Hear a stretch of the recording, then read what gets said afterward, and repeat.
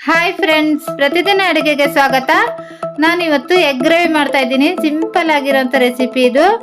ಒಂದು ಜಾರ್ನಲ್ಲಿ ಒಂದೆರಡು ದೊಡ್ಡ ಸೈಜ್ ಈರುಳ್ಳಿನ ಈ ಥರ ಕಟ್ ಮಾಡಿ ಹಾಕ್ತಾ ಇದ್ದೀನಿ. ಒಂದು 4 ಟೊಮೆಟೊ ಹಣ್ಣು ಹಾಕ್ತಾ ಇದ್ದೀನಿ.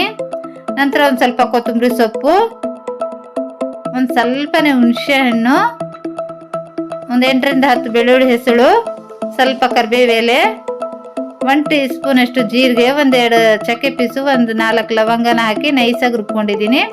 ನೋಡಿ, ಈ ಥರ ನೈಸಾಗಿ ರುಬ್ಕೊಂಡಿದ್ದೀನಿ. ನಂತರ ಒಂದು ಕಡಾಯಿ ಬಿಸಿಟ್ಟಿದ್ದೀನಿ. ಇದರಲ್ಲಿ 1-2 ಚಮಚದಷ್ಟು ಕುಕ್ಕಿಂಗ್ ಆಯಿಲ್ನ ಹಾಕಿದ್ದೀನಿ. ಎಣ್ಣೆ ಬಿಸಿ ಆದ ನಂತರ ಒಂದು ಬಿರಿಯಾನಿ ಎಲೆನ ಹಾಕಿ, ನಂತರ ನಾವು ರುಬ್ಕೊಂಡಿರೋಂಥ ಮಸಾಲೆನ ಹಾಕಿ 5ರಿಂದ 6 ನಿಮಿಷ ಚೆನ್ನಾಗಿ ಫ್ರೈ ಮಾಡಬೇಕು. ಇಲ್ಲಾಂದರೆ ಹಸಿ ಸ್ಮೆಲ್ ಬರುತ್ತೆ. ನಾವೆಲ್ಲ ಹಸಿದೇ ರುಬ್ಕೊಂಡಿದ್ದೀವಲ್ವ. 5ರಿಂದ 6 ನಿಮಿಷ ಚೆನ್ನಾಗಿ ಫ್ರೈ ಮಾಡಿದ್ದೀನಿ. ನೋಡಿ, ಎಣ್ಣೆ ಬಿಟ್ಕೊಳ್ತಾ ಇದೆ. ಈ ಥರ ಎಣ್ಣೆ ಬಿಟ್ಕೊಳ್ಳೋವರೆಗೂ ಫ್ರೈ ಮಾಡಬೇಕು. ನಂತರ 1 ಟೇಬಲ್ ಸ್ಪೂನ್ ಖಾರ ಪುಡಿ, 1 ಟೀ ಸ್ಪೂನ್ ಧನಿಯಾ ಪೌಡ್ರು, 1/4 ಟೀ ಸ್ಪೂನ್ ಅರಿಶಿನ, ರುಚಿಗೆ ತಕ್ಕಷ್ಟು ಉಪ್ಪನ್ನ ಹಾಕಿ 2ರಿಂದ 3 ನಿಮಿಷ ಚೆನ್ನಾಗಿ ಫ್ರೈ ಮಾಡಿ ಎಣ್ಣೆ ಬಿಟ್ಕೋಬೇಕು. ಚೆನ್ನಾಗಿ ಡ್ರೈ ಆಗಬೇಕು ಎಲ್ಲ ಮಸಾಲೆ. ನೋಡಿ, ಚೆನ್ನಾಗಿ ಈ ಥರ ಡ್ರೈ ಆಗೋವರೆಗೂ ಫ್ರೈ ಮಾಡ್ಕೊಳ್ಳಿ. ನೀರೆಲ್ಲ ಚೆನ್ನಾಗಿ ಈ ಥರ ಎಣ್ಣೆ ಬಿಟ್ಕೊಂಡ ನಂತರ 1-2 ಕಪ್ ನೀರನ್ನ ಹಾಕಿ ಮಿಕ್ಸ್ ಮಾಡಿ ಒಂದು ಕುದಿ ಬರೋವರೆಗೂ ಬೇಯಿಸಿ.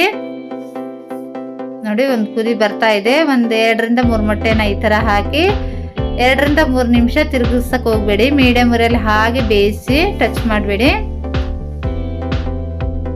ಒಂದು ಸ್ವಲ್ಪ ಕರಿಬೇವು ಎಲೆನ ಹಾಕಿ ನೋಡಿ, 2ರಿಂದ 3 ನಿಮಿಷ ಆದ ನಂತರ ಸ್ವಲ್ಪ ಈ ಥರ ತಿರುಗಿಸಿ ಮತ್ತೆ 1ರಿಂದ 2 ನಿಮಿಷ ಬೇಯಿಸಿ. 1ರಿಂದ 2 ನಿಮಿಷ ಬೇಯಿಸಿದ ನಂತರ ಒಂದು ಸ್ವಲ್ಪ ಕೊತ್ತಂಬರಿ ಸೊಪ್ಪನ್ನ ಹಾಕಿ ಗ್ಯಾಸ್ನ ಆಫ್ ಮಾಡಿ. ರೆಡಿಯಾಗಿದೆ.